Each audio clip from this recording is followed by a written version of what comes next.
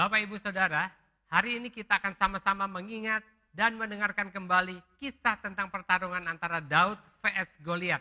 Yang saya yakin hampir semua saudara pernah membaca ceritanya di Alkitab.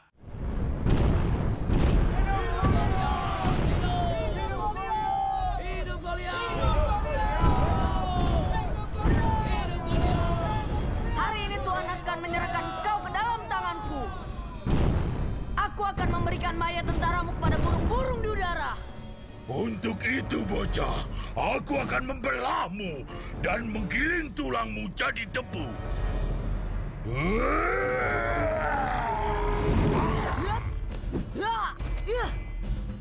Diamlah, supaya aku bisa membunuhmu. Tidak, pertempuran ini milik Tuhan. Engkau tidak akan melukaiku hari ini.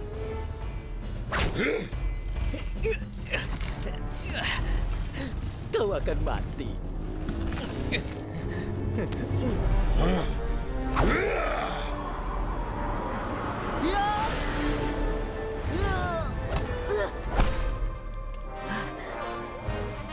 Engkau mendatangiku dengan pedang dan tombak, tetapi aku mendatangi engkau dengan nama Tuhan semesta alam. Tuhanmu lemah.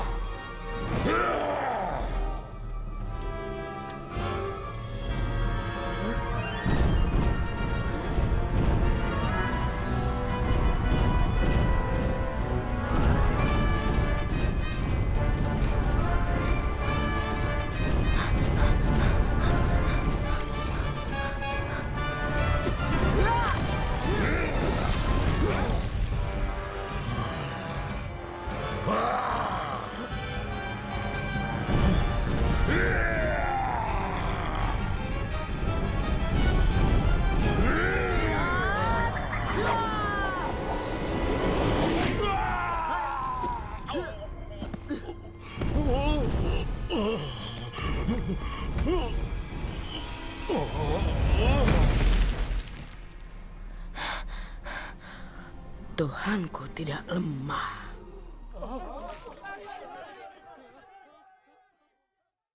Kisah ini bukan dongeng dan bukan legenda, tapi sejarah, kisah nyata. Tapi sebelumnya mari kita berdoa terlebih dahulu. Tuhan Yesus, kami mengucap syukur buat hari ini. Kami boleh sama-sama berkumpul untuk mendengarkan firman Tuhan. Kami rindu setiap firman Tuhan yang kami baca berbicara kepada setiap kami, mengajarkan kebenaran-kebenaran-Mu kepada kami. Terima kasih Tuhan, kami buka hati dan telinga kami hanya untuk kebenaran firman Tuhan saja. Di dalam nama Tuhan Yesus Kristus, haleluya, amin. Siapakah Daud? Daud adalah anak ke-8, anak bungsu dari Bapak Isai. Dan pekerjaan Daud sehari-hari adalah gembala kambing domba. Berapa ribu kambing dombanya? 2 atau 3 ekor saja. Dan Alkitab mencatat dia pandai bermain kecapi juga. Daud adalah gambaran saudara dan saya. Orang-orang percaya yang telah menerima Yesus sebagai satu-satunya Tuhan dan Juru Selamat. Siapakah Goliat? Keterangan tentang Goliat sangat lengkap ditulis di Alkitab. Dia orang Filistin dari Gad. Orang-orang Gad adalah manusia keturunan raksasa. Emang ada ya manusia raksasa? Tuhan adalah pencipta dan segala sesuatu yang ada adalah ciptaannya. Dan Alkitab mencatat Tuhan juga menciptakan manusia-manusia raksasa. Dan Goliat bukan hanya keturunan raksasa. Ditulis di dalam Alkitab bahasa Indonesia, dia adalah pendekar. Bukan pendek dan kekar, tapi jago berperang. Dalam bahasa Inggris ditulis a champion. Juara berkelahi. Berat bajunya, tingginya, senjatanya, semua ditulis lengkap di kitab 1 Samuel. Siapakah orang Filistin? Apakah Filistin dan Palestina sama? Berbeda. Orang Filistin adalah keturunan dari anak Nuh, yaitu Ham. Mereka pelaut, menyembah dewa ikan, dewa Dagon. Nabi-nabinya pakai baju berbentuk ikan. Sedangkan orang Palestina adalah bagian dari negara Arab. Orang padang pasir, dewa mereka waktu itu adalah dewa bulan. Orang Filistin dan orang Israel sudah sejak zaman Ishak anak Abraham, mereka sudah bermusuhan. Nah, pada zaman Saul masih menjadi raja Israel, Filistin menyerang Israel. Mereka masing-masing mempersiapkan pasukannya di dua bukit yang berhadap-hadapan, sehingga di depan mereka ada lembah sebagai medan pertempuran. Tapi kali ini peperangannya berbeda, karena pasukan Filistin menantang duel 1 lawan 1, supaya tidak menimbulkan korban yang banyak. Mungkin waktu itu Israel juga setuju. Lalu kita baca di dalam 1 Samuel 17 ayat yang keempat. Dikatakan, lalu tampillah seorang pendekar dari tentara orang Filistin. Namanya Goliat dari Gat. Tingginya 6 hasta sejengkal.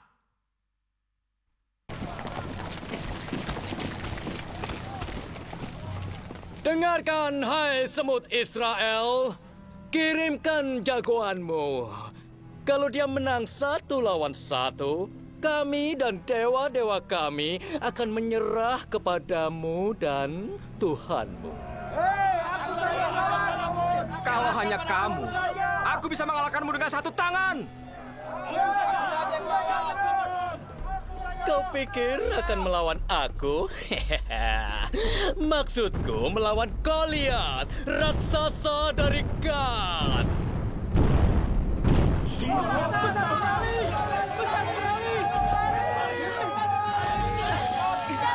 Jangan! Ada apa dengan kalian semua? Mengapa tak ada yang berani melawan? Apa tentara Allah tidak ada yang bisa melawan 1 orang? Apa yang akan kau lakukan, adik kecil? Lalu di mana semua pasukan kita? Kenapa mereka lari?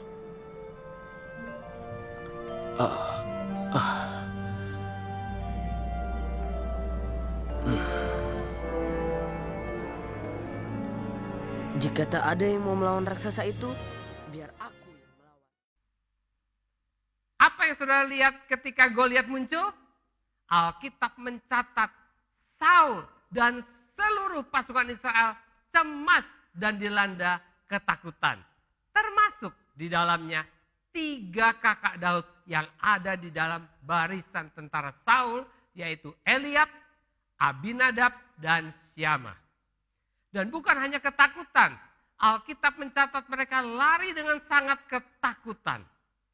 Selanjutnya, selama 40 hari, pagi dan petang, Goliat terus-menerus menteror bangsa Israel dengan kata-kata yang merendahkan dan membuat bangsa Israel semakin down. Pasti semua rakyat marah, gregetan, tapi nggak bisa berbuat apa-apa. Coba saudara renungkan dan jawab. Kenapa bangsa Israel, satu bangsa, bukan satu kota loh, bisa takut lawan satu Goliat? Apakah di negara kita ada kejadian seperti ini? Kenapa bangsa Israel ketakutan? Karena bangsa Israel menilai segala sesuatu hanya dari apa yang kelihatan secara fisik. Secara fisik tidak ada satupun tentara Saul yang terlatih, tidak ada yang berani dan mampu mengalahkan Goliat 1 lawan 1. Apalagi Daud. Secara logika Daud bukan lawan yang sepadan dengan Goliat. Dalam segala hal Daud kelihatan lebih kecil dibanding Goliat. Mungkin berat baju Goliat saja sudah lebih berat daripada berat badan Daud. Tapi kalau kita bisa melihat dengan mata rohani kita, di alam roh keadaannya terbalik. Kenapa bisa begitu? Secara fisik Goliat adalah seorang raksasa. Tetapi di mata Tuhan ia adalah seorang kurcaci. Daud adalah raksasa dalam iman. Dan itulah yang membuat dia menang. Setiap orang yang sungguh-sungguh mempercayai Tuhan, mengandalkan Tuhan, maka ia adalah seorang raksasa di alam roh. Dan Alkitab berkata, bersama Tuhan kita dapat lakukan perkara-perkara yang gagah perkasa. Masalahnya kita kita meremehkan kata-kata Tuhan dan terlalu membesar-besarkan masalah yang kita hadapi. Ketika kita menghadapi persoalan, kita lupa bahwa Tuhan yang Maha Kuasa itu ada di dalam diri kita. Bersama-sama dengan kita, siap menolong kita. Dia pembela kita. Kita lupa kalau kita sudah bukan manusia biasa lagi, tetapi anak Tuhan, anak Allah. Kita punya hak istimewa. Kita punya perjanjian darah dengan Tuhan. Percaya nggak saudara? Nah itu masalahnya. Saudara ragu-ragu sih. Ketika ada orang kesurupan, apakah saudara berani mengusir setan dari orang tersebut? Ketika ada orang sakit dan dokter berkata tidak ada harapan, beranikah saudara berdoa untuk kesembuhannya? Bukan sekedar berdoa basa-basi. Ketika saudara menghadapi persoalan keuangan, beranikah saudara mempercayai janji Tuhan dan tidak berharap pada manusia? Semua orang yang lahir dari Allah adalah seorang raksasa. Raksasa rohani dengan kuasa dan otoritas yang jauh lebih besar daripada musuh manapun yang kita hadapi. Baik itu setan-setan, dunia, atau kedagingan kita. Mintalah Tuhan untuk membuka mata hati saudara tentang siapa saudara di dalam roh. Saudara akan menemukan fakta bahwa saudara adalah seorang raksasa yang telah diintimidasi oleh kurcaci. Dan hari ini saya ingin menyadarkan saudara, karena Roh Kudus selalu tinggal di dalam dirimu, maka saudara lebih besar dari Goliat. Karena roh yang ada di dalammu lebih besar daripada semua roh yang ada di dunia. Saudara sama hebatnya dengan Daud. Tidak ada Goliat yang sanggup mengalahkan saudara. Hanya dengan satu lemparan batu, kita akan menghancurkan Goliat-Goliat dalam hidup kita. Nah, bagaimana respon Daud ketika mendengar tantangan Goliat? Apa dia juga takut? Ayo kita sama-sama memperhatikan kata-kata Daud di dalam 1 Samuel 17 ayat yang ke-26. Lalu berkatalah Daud kepada orang-orang yang berdiri di dekatnya, apakah yang akan dilakukan kepada orang yang mengalahkan orang Filistin itu dan yang menghindarkan cemooh dari Israel? Siapakah orang Filistin yang tidak bersunat ini sampai ia berani mencemoohkan barisan daripada Allah yang hidup? Saudara, apa Daud kelihatan takut? Absolutely no. Bahkan dia tanya dengan bahasa saya sendiri, kalau aku dapat mengalahkan Goliat, apa yang akan aku terima? Artinya apa? Ada indikasi kuat dia mau mengalahkan Goliat. Amazing kan? Dan faktanya memang dia mengalahkan Goliat hanya dengan satu jurus. Dia siapkan 5 batu, tapi dengan hanya 1 kali lemparan, Goliat ambruk, roboh, dan tidak bangun-bangun lagi. Apa artinya? Artinya Goliat bukan lawan yang berarti buat Daud. Ini pertarungan yang tidak seimbang. Nah, apa kunci kemenangan Daud mengalahkan Goliat? Salah satu kunci kemenangan Daud adalah pengetahuan dan imannya tentang ikat janji Tuhan dengan bangsa Israel. Tuhan telah berjanji bahwa tidak seorang pun akan dapat berdiri di hadapan umatnya. Tercantum di dalam Ulangan 11 ayat 25. Dikatakan demikian, tidak ada yang akan dapat bertahan menghadapi kamu. Tuhan Allahmu akan membuat seluruh negeri yang kau injak itu menjadi gemetar dan takut kepadamu, seperti yang dijanjikan Tuhan kepadamu. Goliat hanyalah seorang manusia dan manusia yang tidak bersunat. Ini artinya apa? Artinya ia tidak memiliki ikatan janji dengan Allah. Sedang Daud menaruh imannya sepenuhnya kepada janji-janji yang telah Tuhan berikan kepadanya. Daud berdiri di atas janji itu. Titik. Bagaimana dengan tentara Israel? Setiap tentara Israel sebenarnya juga memiliki ikatan janji yang sama itu. Tetapi ikatan janji tersebut tidak ngefek sama mereka. Kenapa? Karena mereka tidak ingat dan tidak percaya. Ibrani 4 ayat yang kedua berkata, karena kepada kita diberitakan juga kabar kesukaan sama seperti kepada mereka. Tetapi firman pemberitaan itu tidak berguna bagi mereka. Kenapa? Karena tidak bertumbuh bersama-sama oleh iman dengan mereka yang mendengarnya. Daud mempercayai firman Tuhan dan dia mengaktifkan kuasa perjanjian Tuhan dalam menghadapi Goliat. Raja Saul berusaha memberi Daud baju perangnya, ketopongnya, pedangnya. Tapi Daud tidak mau memakainya. Daud menolaknya. Kenapa? Karena terbukti Saul walaupun memiliki persenjataan yang lengkap, dia pun Saul bersembunyi, ketakutan bersama-sama seluruh tentaranya. Jadi kenapa Daud harus pakai? Betul nggak? Keberanian Daud bukan terletak pada apa yang ia kenakan, tetapi kepada imannya, kepercayaannya pada janji yang Tuhan katakan. Iman Daud hanya ditaruh di dalam Tuhan saja. Nah, bagaimana dengan saudara? Pada siapa dan pada apa saudara taruh kepercayaan saudara untuk hari-hari di depan kita yang belum jelas? Dengan kondisi seperti ini, masih beranikah saudara mengandalkan kekuatan, kemampuan, pengalaman saudara? Tabungan dan deposito saudara? Beranikah saudara bersandar pada perusahaan tempat saudara bekerja? Berapa banyak perusahaan besar, bahkan bukan hanya mem-PHK karyawannya, tapi gulung tikar selama pandemi ini? Tuhan membuat perjanjian yang baru dengan kita orang-orang percaya, dan melalui darah Yesus, saudara sedang berjalan dalam kemenangan yang telah ia beli dengan darahnya bagi saudara. Tidak ada alasan bagi kita untuk cemas, ketakutan, dan lari dari hadapan musuh-musuh kita. Saudara memiliki perjanjian yang kekal dengan Tuhan. Aktifkan perjanjian itu dengan iman saudara hari ini. Dan hari ini perkatakan janji-janjinya dan lihat Goliat-Goliat akan roboh di depan saudara. Perkatakan janji Tuhan setiap hari.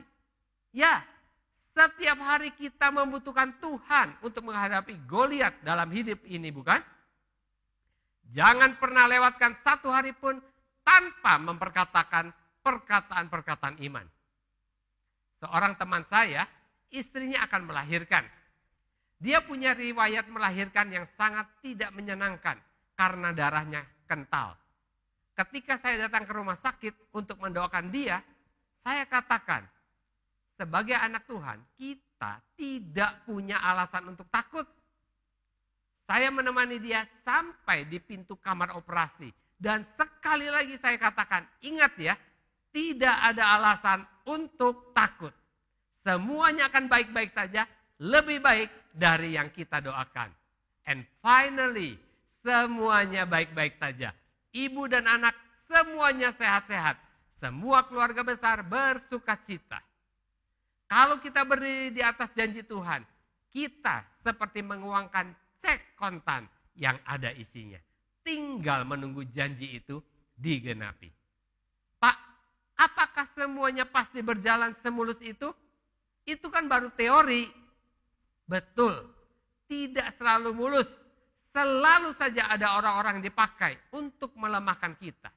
Demikian juga dengan Daud. 1 Samuel 17 ayat 28 berkata, ketika Eliab kakaknya yang tertua mendengar perkataan Daud kepada orang-orang itu, bangkitlah amarah Eliab kepada Daud sambil berkata, mengapa engkau datang? Dan pada siapakah kau tinggalkan kambing domba yang 2-3 ekor itu di padang gurun? Aku kenal sifat pemberanimu dan kejahatan hatimu. Engkau datang kemari dengan maksud melihat pertempuran. Pertanyaannya, apakah Daud orang yang tidak bertanggung jawab dalam hal yang kecil? Di ayat yang ke-20 dikatakan, lalu Daud bangun pagi-pagi, ditinggalkannya lah kambing dombanya pada seorang penjaga. Sebenarnya ada penyebab lain yang membuat Eliab marah, menyalahkan Daud karena meninggalkan domba-domba ayahnya cuma cuma alasan yang dibuat-buat. Jelas Daud datang atas perintah Isai ayahnya. Kalau tidak mungkin Daud datang dengan membawa makanan untuk kakak-kakaknya dan untuk kepala pasukan kakak-kakaknya. Kenapa Eliab marah? Eliab adalah anak sulung. Dan ketika Samuel mengurapi Daud menjadi raja Israel, dia ada di sana. Samuel tidak memilih dia, tapi Daud adiknya yang bungsu. Jadi ia iri kepada Daud dan tidak bisa berbuat apa-apa. Amsal berkata, keangkuhan hanya menimbulkan pertengkaran. Kecemburuan Eliab terhadap Daud membuat dia melampiaskan kemarahannya kepada Daud. Eliab takut karena jika Daud menang, maka terbukti Eliab adalah seorang pengecut. Itu sebabnya dia sebenarnya tidak ingin Daud melawan Goliat. Ia berusaha menghalangi Daud dengan menggertak Daud dengan harapan Daud pulang. Itu juga sebabnya mengapa orang-orang Farisi dan ahli Taurat yang membenarkan dirinya sendiri selalu menyerang Tuhan Yesus. Hati Tuhan Yesus yang murni, perkataannya yang penuh hikmat dan belas kasihan membuat orang-orang Farisi dan ahli Taurat selalu kalah dan kelihatan bersalah. Itu sebabnya mereka selalu berusaha menjebak Yesus dan menganiaya Yesus. Jika kita melemparkan sebuah batu ke kumpulan anjing, anjing yang meraung paling keras adalah anjing yang terkena batu. Betul? Demikian juga ketika firman Tuhan disampaikan, mereka yang memprotes paling keras adalah orang-orang yang paling terasa kena templakan Roh Kudus ketika kebenaran diberitakan. Firman Tuhan disampaikan karena Tuhan mau kita menyadari kekeliruan kita. Bertobat dari kesalahan kita, bukan untuk menyinggung kita. Tuhan Yesus berkali-kali menegur murid-muridnya dengan keras. Supaya apa? Supaya mereka tahu kesalahan mereka. Karena Tuhan Yesus tidak mau mereka jatuh. Tuhan Yesus tidak mau mereka kalah sama setan. Itu juga sebabnya setan berusaha membuat saudara merasa tersinggung dan marah supaya saudara tidak berubah dan akhirnya jatuh dan menderita. Sebelum saudara dapat mengalahkan raksasa-raksasa dalam hidup saudara seperti Daud, saudara harus bertahan melawan komentar orang lain, khususnya keluarga dan orang-orang terdekat saudara sendiri. Jika Daud tidak bisa mengatasi kritik kakak tertuanya, ia tidak akan pernah mengalahkan Goliat. Jika Yesus telah berkompromi untuk menyenangkan orang-orang Yahudi yang agamawi itu, ia juga tidak akan pernah pergi ke salib dan mengalahkan iblis serta menebus dosa dan penyakit kita. Penganiayaan sebenarnya adalah tindakan membela diri dari orang-orang yang tidak mau ditegur, yang mau membenarkan dirinya sendiri. Jika saudara mengerti akan hal ini, penganiayaan justru akan membuat iman saudara semakin kuat dan tetap bisa bersuka cita, mengucap syukur karena kita boleh sama seperti Tuhan Yesus, menderita karena nama Tuhan. Terakhir, coba kita baca 1 Samuel 17 ayat yang ke-36. Baik singa maupun beruang telah dihajar oleh hambamu ini. Dan orang Filistin yang tidak bersunat itu, ia akan sama seperti salah satu daripada binatang itu.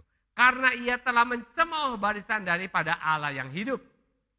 Dalam Matius 6 ayat 18, Tuhan Yesus berkata bahwa apa yang kita lakukan secara rahasia, Tuhan akan memberi upah secara terbuka. Ini adalah rahasia keberhasilan Daud melawan Goliat. Daud memiliki iman bahwa Tuhan pasti akan memampukan dia untuk membunuh Goliat dan memenangkan peperangan. Karena sebelum ini, baik seekor singa maupun beruang telah menyerang domba-domba ayahnya dan ia telah membunuh keduanya. Tidak ada seorang pun di sana. Ia tidak sedang memamerkan diri atau berusaha bersikap berani. Bahkan ia dapat saja lari dan tidak seorang pun akan tahu. Tetapi ia memilih untuk berdiri dalam iman dan mempercayai Tuhan. Kemenangan Daud atas singa dan beruanglah yang memberinya keyakinan dan iman bahwa Tuhan juga akan menyertai dia untuk mengalahkan Goliat. Lagi pula, bangsa Israel adalah umatnya, umat Tuhan. Jauh lebih berharga bagi Tuhan daripada beberapa ekor domba. Daud telah belajar mempercayai Tuhan ketika tidak ada seorang pun yang melihat. Sehingga ketika orang-orang melihatnya, imannya sudah kuat dan teguh. Dan saat ini ia sedang melakukan hal yang benar untuk alasan yang benar pula. Banyak orang bermimpi mengalahkan beberapa raksasa masalah atau melakukan beberapa perbuatan besar. Tetapi mereka tidak setia pada hal-hal yang kecil dalam kehidupan sehari-hari. Karena mereka bukan melakukan hal-hal tersebut bagi Tuhan. Mereka melakukan hal-hal tersebut untuk mempromosikan diri mereka sendiri. Mereka menunggu tempat duduk penonton penuh sebelum mereka memberikan yang terbaik. Tetapi mereka tidak memenangkan perlombaan. Orang yang tidak memenangkan perlombaan lokal tidak akan pernah mencapai olimpiade. Kesetiaan Daud pada hal-hal yang kecil adalah sesuatu yang memampukan dia untuk menjadi setia dengan yang lebih banyak.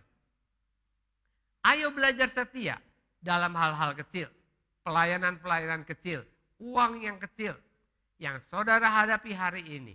Maka kalau iman saudara sudah kuat dan hati saudara ada di tempat yang benar, maka Tuhan akan mempromosikan saudara. Sama seperti Tuhan mempromosikan Daud. Tadinya hanya beberapa orang kenal Daud. Tapi setelah ia mengalahkan Goliat, tidak ada satu orang pun di Israel yang tidak mengenal Daud. Bahkan Daud lebih terkenal daripada Raja Saul. Siap dipromosikan Tuhan? Mau setia dalam pelayanan yang kecil? Jabatan yang kecil? Pekerjaan yang kecil? Sekali lagi, siapakah Daud? Daud adalah gambaran kita, orang-orang percaya yang sudah ditebus oleh darah Yesus. Orang-orang Kristen yang sudah lahir baru. Kita memiliki janji-janji Tuhan yang sangat berharga yang diberikan kepada kita sebagai senjata ketika kita menghadapi musuh kita, yaitu Goliat. Siapakah Goliat? Goliat adalah iblis, setan, roh-roh jahat yang terus berusaha menteror kita dengan berbagai macam masalah dan persoalan. Dia kelihatannya besar, lebih besar dari kekuatan kita. Tetapi ingat, di alam roh kita jauh lebih besar dari dia. Jangan takut dan gentar menghadapi hari-hari di depan kita. Karena masa depan sungguh ada dan harapanmu tidak akan hilang. Amin. Mari kita berdoa. Tuhan Yesus, terima kasih banyak buat kisah Daud dan Goliat yang menginspirasi kami sehingga kami tidak perlu takut menghadapi hari-hari di depan kami. Walaupun banyak ketidakpastian di depan kami, tapi kami percaya bersama dengan Engkau kami akan lakukan perkara-perkara yang gagah perkasa. Dan sama seperti Daud, kami akan memenangkan pertandingan ini karena kami lebih dari pemenang. Yesus sudah memberikan kepada kami kemenangan. Terima kasih Tuhan. Aku berdoa untuk setiap orang yang menyaksikan program ini, supaya hidup mereka hidup dalam kemenangan. Supaya mereka menaruh iman dan kepercayaan mereka kepada Tuhan saja. Terima kasih. Di dalam nama Tuhan Yesus kami berdoa dan mengucap syukur. Haleluya. Amin. Tuhan Yesus memberkati. Kita berjumpa lagi dalam ibadah online minggu depan.